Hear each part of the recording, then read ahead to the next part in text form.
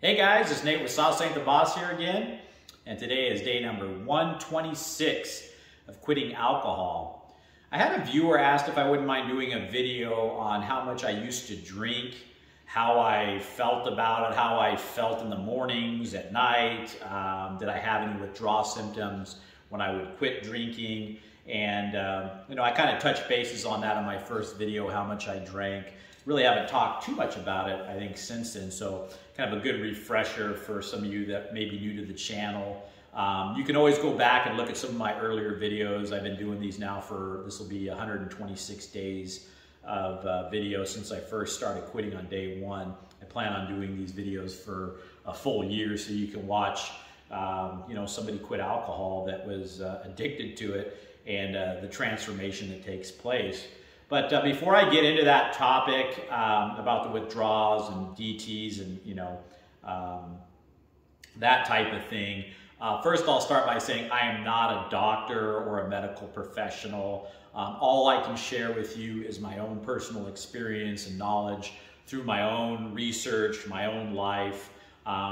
If you want some professional medical advice, then go see a doctor about it. Only you know where you're at in your drinking, and if you feel like you need some help because you're worried about getting DTs or seizures because you're physically dependent on alcohol, then you would want to see your doctor for that. That said, my drinking started off, just like everybody's does, just an occasional drink here and there, and then that was in my early 20s. And then before long, it escalated to, a 6-pack of beer a night when I was around 23 or so. That was kind of it. And then quickly escalated from there. By the time I was in my mid-20s, I was drinking, a few beers and then at least a bottle of wine every night. And my late 20s, I went through kind of a jaunt with gin. I drank a lot of gin, and I would go through a 5th of gin in 2 days, along with some beer and wine here and there in between. And at some point, I gave up the hard alcohol because I just saw that I was just different with hard alcohol. It wasn't going to end well quickly for me, and I got into a tiff with my wife about something, and I just knew that it was time to not drink the hard alcohol for me. And so I continued drinking, and it still escalated, though, to where pretty much all of my 30s, I was drinking several beers a day along with 2 bottles of wine. And so by U.S. standards, at least for the last 10 years of my drinking, I was drinking every day that level, which would be about 12 to 15 U.S. drinks, which is either a domestic beer, a glass of wine, or a shot of spirits is what kind of the U.S. standard of a drink. So 15, 12, somewhere in there. And I did that level at least 10 years. And without, the occasional week or days of me trying to quit. And I got to the point in that level where I really didn't get hangovers anymore. My body had no choice to either adapt to that level of drinking or not. I wasn't giving it a choice. I just did that every day. And, earlier on, I got a lot more hangovers in my drinking. But once I got to that level and just kind of stayed there, I got to a place where hangovers were pretty rare for me, unless I really overdid it. Sometimes I would go, believe it or not, 2.5, 3 bottles of wine on a crazy day. And sometimes those days, yeah, I'd wake up hungover the next day. But typically speaking, not the case. I'd feel a little off and groggy, the next day. But I was a very, very high-functioning alcoholic, for lack of a better term. I always held down management jobs. I've owned my own business for the last 10 years and been successful at all of that. And, most people around me, other than my closest circle, didn't even know I was drinking to the levels that they thought I was just an occasional drinker. But no one really suspected outside my closest circle that I had the problem that I did, As far as sleep went, I'd kind of pass out, not really like pass out, but my head would hit the pillow about midnight every night. And then I would sleep most of the way through the night, wake up halfway through the night regretful of my drinking. and then, kind of hit my knees and wish I would stop and pray and do everything I knew how to do, and then start the cycle all over again the next day. And I would never drink. When I would wake up, and start my day in the morning, I would never drink until that evening again, about 4 or 5 o'clock in the evening, is when I would start that, 12 to 15 drinks again, day in and day out. And I never had, when I would quit drinking, for a week or a couple days or a month or however long, when I would attempt, I must have tried quitting at least 100 times over the last 15 years, and never had any withdrawal symptoms, no DTs, no shakes, no really physical withdrawal symptoms to speak of, even at drinking at the levels that I was drinking at. And so that's what I kind of wanted to touch bases on, and I kind of think the viewer was kind of mentioning, is that there is a lot of scary stuff online if you look at trying to quit drinking on your own. You could have the DTs and you could have a seizure and die. And I'm not downplaying any of that. That is a real thing, and that's why that does exist online. Is you get to a point where you can be physically dependent on alcohol, and if you just cold turkey and yank it out, you could have a lot of bad side effects. Was it, for me, the level I was drinking, was that enough to have that? It was not. So you have to evaluate where you're at in your drinking, your body weight, your age, are you male or female? I'm sure there's a lot of factors that probably come into play there that, do you drink when you wake up in the morning? Do you drink in the middle of the night to ward off the shakes? Well, then you're probably physically dependent on alcohol, and might have some bad reactions if you just cold turkey it. So you should probably go see a doctor at that point if you're going to quit drinking. And at least don't just cold turkey it. Slowly wean yourself off of it over a couple of weeks or something. If you can't see a doctor for whatever reason, would be my advice.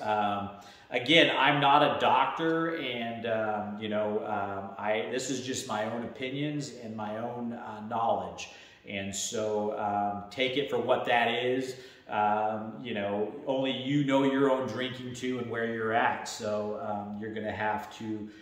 We're all adults making our own decisions, and if you're going to quit, you have to decide what's right for you. But with that said, there is a lot of scary stuff out there. A lot of people do make their living off of selling services and products for quitting alcohol. And I hate to say it, but when money gets involved, sometimes people will try to, put out some scare tactics about, if you try to quit drinking on your own, that you're going to have the DTs and the seizures and that type of thing. If you're like the vast majority of drinkers, that percentage that goes through those withdrawal symptoms is a small percentage, a very small percentage of drinkers. That's just reality. And the most people like me that, heck, I went from, I'd stop drinking at midnight every night, and then I wouldn't drink again until 4 or 5 o'clock. I already went a long period of time and never had shakes or any type of withdrawal symptoms or anything like that in that, several hour period of not drinking. Again, every time I would cold turkey, it never had any issues. So the vast majority of people can quit drinking on their own and not have any types of those DTs and seizures and that kind of thing that exists out there, unless you're one of those people that is physically dependent. And if you think you are, then that's when you're going to need to get some help and see a doctor and that type of thing. So, I remember when first few times I tried to quit drinking, I got online how to quit drinking and Google it, and you can have seizures, and it was kind of scary. I was like, well, man, if I quit drinking, I'm drinking. I mean, back the first time I tried to quit drinking, I was only probably drinking a bottle of wine a night at that point, and I was scared even then, based off of what I was reading. And I just started going for it, and I never had any issues or whatever. Again, it's one of those things where you're going to have to evaluate where you are and what you feel comfortable with, and what's right for you. Nobody but you can figure that out, because only you know how much you're drinking and where you're at with it and what you're comfortable with doing. You know, I do think that the ones physically dependent kind of know it. You're probably that person that's drinking throughout the entire day. You're probably, you know, consuming alcohol-wise what would at least be 1/5 of hard liquor or more per day, would be my guess at that point. And, you know, that can be a place where, yeah, you know, you could have some serious problems if you cold turkey it, you know. So, you know, that's just what I wanted to talk about today, is that there is some scary stuff out there, but the vast majority of people, in my opinion, that are drinkers, that aren't to that physical dependency level like I was, can quit on their own without any side effects. That was me. Again, up to you though. So that said, tomorrow I think I might do a video on kind of my alcohol story. I've never really shared from day one of my drinking throughout how it escalated and why, and what made me finally decide to quit after all those years, and kind of a little bit more of a personal background. Maybe that'll help some of you guys relate to what my level of drinking was and why, and you know, you might find some similarities in your own life with that.